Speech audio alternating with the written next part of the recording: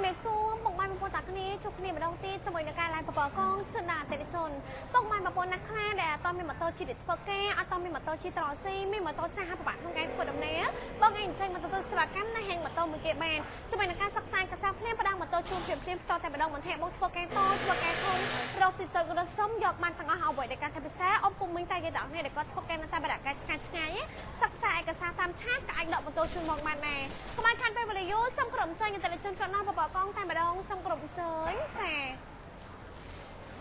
សូមចេញបងជំរាបសួរបងចាចាំមកខាងនេះបងចា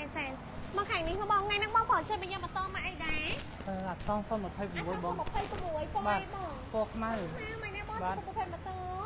ស្អាតបងស្អាតបាទមកគ្រប់ជ្រុយអស់ហើយណាអូខេចាំបងចុះប្រវត្តិតែម្ដងសិនមួយខ្លាំងនឹងតា1 2 3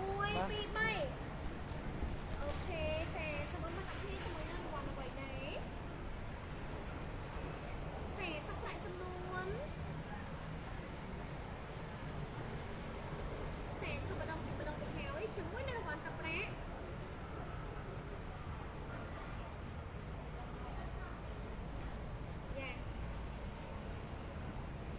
ចំនួន15ដុល្លារអូសាតអរគុណបងចាសុខសប្បាយហេងមកនេះចាតជំរាបសួរបងចាចេញមកខាងនេះមកបងចេញប្រវត្តិតែម្ដងបងនេះខាងណាក៏បានដែរបងតា1 2 3អូ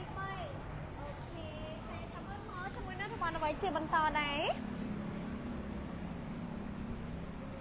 ចាជាមួយនឹងប្រវត្តិប្រាក់ចំនួនអាយ៉ាទឹកប្រាក់ចំនួនអាយ៉ា15ដុល្លារទៀតហើយបងសាទរអរគុណបងជំរាបលាចាតសូមក្រុមចែកអតិថិជនជាបន្តអស់ឲ្យបងណចាត់សម្រាប់អំពូមីងតែយតាំងទៀតដែលគាត់អត់តមានម៉ូតូជិះទៅធ្វើការអត់មានម៉ូតូជិះត្រស៊ីមានម៉ូតូចាស់ឲ្យពិបាកក្នុងការធ្វើដំណើរខ្លាំងមែនតើ